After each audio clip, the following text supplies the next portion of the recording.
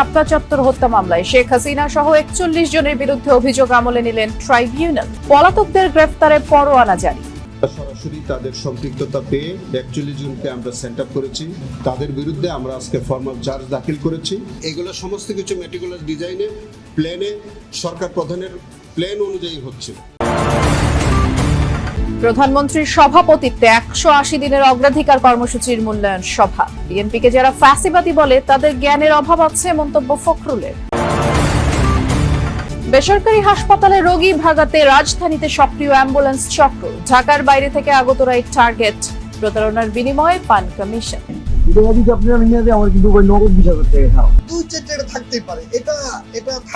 Ambulance ড্রাইভারের বিরুদ্ধে ব্যবস্থা নেওয়ার তো কোনো রাইট বিএমডিসির নাই। বিএমডিসির আছে ডাক্তারের বিরুদ্ধে। গ্যাস সংকটে বাসাবাড়িতে জ্বলছে না চুলা, পাম্পে দীর্ঘ সারি। কমিশন বাড়ানো সহ দাবি আদায়ে সরকারকে 23 আগস্ট পর্যন্ত সময় বেঁধে দিলেন সিএনজি পাম্প মালিকরা। এতক্ষণ শুনছিলেন সংবাদ শিরোনাম, এখন শুনবেন বিস্তারিত।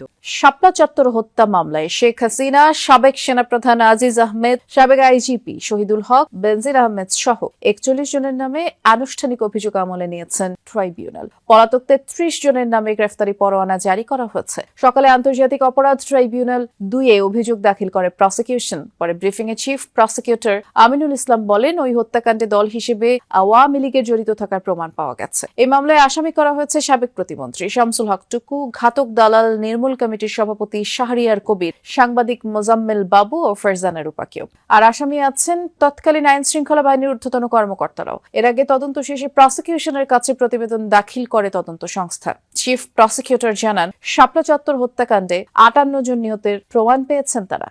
সরাসরি তাদের সম্পৃক্ততা পেয়ে 41 জনকে আমরা সেন্ট আপ করেছি। তাদের বিরুদ্ধে আমরা আজকে ফর্মাল চার্জ দাখিল করেছি এবং এই 41 জনের বিরুদ্ধেই মাননীয় ট্রাইব্যুনাল নাম্বার 2 অভিযোগ তারা আমলে নিয়েছেন। এগুলো সমস্ত কিছু মেটিকুলাস ডিজাইনে প্ল্যানে সরকার প্রধানের প্ল্যান অনুযায়ী হচ্ছিল এবং তারই ধারাবাহিকতা কিন্তু হেফাজতের নেতৃবৃন্দ তখনও বুঝতে পারেনি।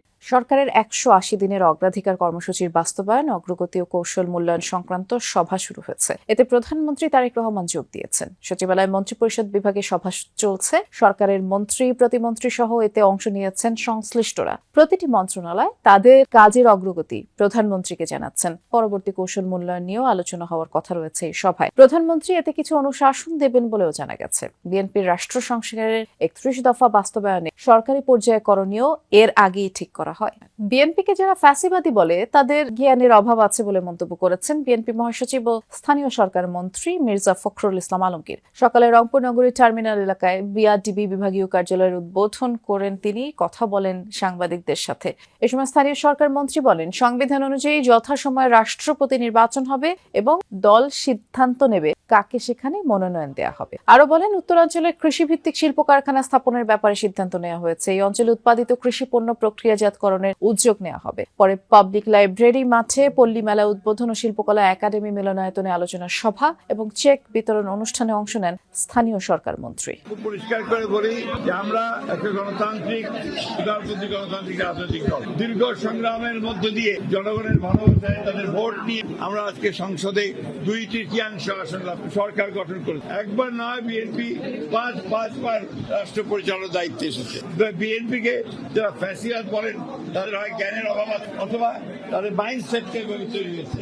জরুরি মুহূর্তে অতিরিক্ত ভাড়া আদায় অথবা নির্দিষ্ট অ্যাম্বুলেন্সে যেতে বাধ্য করার অভিযোগ নতুন নয়। আমরা খুঁজে দেখেছি এর চাইতেও ভয়াবহ পরিস্থিতির মুখোমুখি হতে হয় রোগী ও তাদের স্বজনদের। রাজধানীর বিভিন্ন এলাকায় গড়ে ওঠা অপরিচিত ও বিতর্কিত বেসরকারি হাসপাতালে রোগী পৌঁছে দিতে কাজ করে একটি শক্তিশালী অ্যাম্বুলেন্স সিন্ডিকেট। বিশেষ করে ঢাকার বাইরে থেকে আসা অসহায় এবং অপরিচিত রোগীরাই এদের টার্গেট। রোগী কোন হাসপাতালে যাবেন, কোথায় ভর্তি হবেন, কোন ডাক্তারের কাছে চিকিৎসা নেবেন, অনেক সময় সেই সিদ্ধান্ত অ্যাম্বুলেন্স চালকরাই দেন। আর এই প্রতারণার জন্য ভালো কমিশন পান। দেখুন সহকর্মী আরিফুর রহমান সবুজের অনুসন্ধান। ছবি তুলেছেন আরেক সহকর্মী জিহাদ ইসলাম। যারা সাধারণ লোক তারা চিকিৎসা ওরকম ভাবে পায় না, অনেক ঘুরতে হয়, একটা ইয়ের জন্য অনেক ঘুরতে হয়। অনেক সময় বলে যে প্রাইভেটে চলে যেতে, বলে কি যে আপনারা সেবা চান তো প্রাইভেটে চলে, এটা চান তো প্রাইভেটে চলে, দেখেন আসছেন কেন। সব কিন্তু আইনে আছে, কিন্তু আমার রুগীটাকে প্রলোভন দেখায় জোরপূর্বক একটা হসপিটালে নিয়ে যাওয়া হলো, সেটা আমাকে তো অভিযোগটা করতে হবে। আর আমি অভিযোগটা কার বিরুদ্ধে করব? আমি অ্যাম্বুলেন্স ড্রাইভারের বিরুদ্ধে। অ্যাম্বুলেন্স ড্রাইভারের বিরুদ্ধে ব্যবস্থা নেওয়ার তো কোনো রাইট বিএমডিসির নাই। বিএমডিসির আছে ডাক্তারের বিরুদ্ধে। রাজধানী ও আশপাশের জেলা সহ বিভিন্ন স্থানে আজও গ্যাস সংকটে ভোগান্তি পোহাতে হচ্ছে গ্রাহকদের। কোথাও কোথাও সিএনজি পাম্পগুলোতে ঘন্টার পর ঘন্টা অপেক্ষা করেও গ্যাস মিলছে না। সংশ্লিষ্টরা বলছেন, গ্যাসের চাপ কম থাকায় ফিলিং স্টেশনগুলোতে যানবাহনের দীর্ঘ লাইন তৈরি হচ্ছে। পরিবহন চালকরা বলছেন, একদিকে গ্যাস নিতে দীর্ঘ সময় নষ্ট হচ্ছে, এরপরও চাহিদা মতো সরবরাহ মিলছে না। পরিবহন খাতের পাশাপাশি সংকটের প্রভাব পড়েছে শিল্প কারখানা, আবাসিক গ্রাহকদের উপরও। আমদানি করা এলএনজি রূপান্তর করে সরবরাহ করা হয় মহেশখালীর দুটি ভাসমান টার্মিনাল থেকে। অগ্নি দুর্ঘটনায় গত মঙ্গলবার এক্সিলারেট এনার্জি টার্মিনাল থেকে গ্যাস সরবরাহ বন্ধ হয়ে যায়। এরপরেই সংকট দেখা দেয়। এখন বর্তমানে ইংরেজ চলতেছে 28, 24, একদমই নাই। 20-এর নিচে নামলে পাম্প বন্ধ থাকবে। একবার বললে আমাকে 1.5 দিন যায়, আর এখন 3বার ভরা নাকি 1 দিন। আমরা রোডের মধ্যে 3-4 ঘন্টা বসে থেকে পাম্পের আমরা কি করবো বলেন? আমরা গরিব মানুষ, কাজ করে খাই। ঘন্টার পর ঘন্টা বসে থাকতে হয়, গ্যাস পাওয়া যায় না, জনগণ কষ্ট করে, আমরা গাড়ি চালাইতে পারি না টাইম মতন। প্রতি ঘনমিটার সিএনজি বিক্রিতে 8 টাকা থেকে 13 টাকা 96 পয়সা কমিশন